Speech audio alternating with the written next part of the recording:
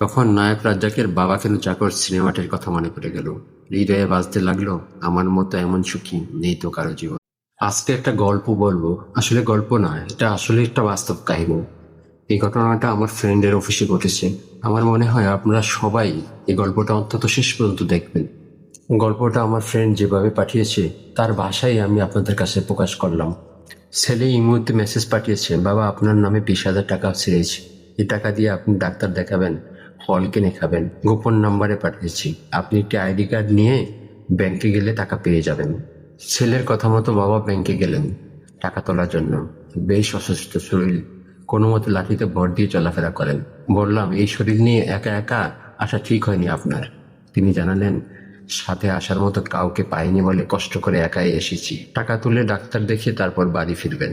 লোকটিকে আমার রুমে বসিয়ে সহকর্মীকে বললাম ওনার টাকাটা পে আউট করে দেওয়ার জন্য।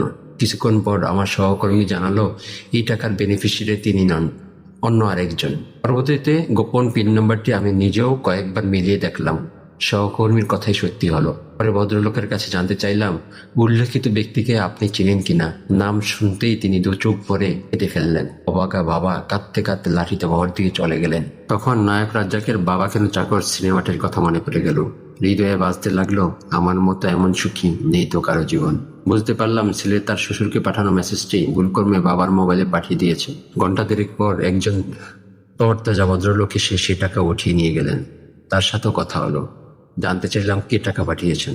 মাঝবয়সী ভদ্রলোকটি জানালো আমার জামাই, নবীর দেশে থাকে, খুব ভালো ছেলে, কয়েক মাস পর পর শরীর চেক আপের জন্য টাকা পাঠায়। পাগল একটা জামাই, দোয়া করবেন স্যার। আমি কিছুক্ষণের জন্য স্তব্ধ হয়ে গেলাম।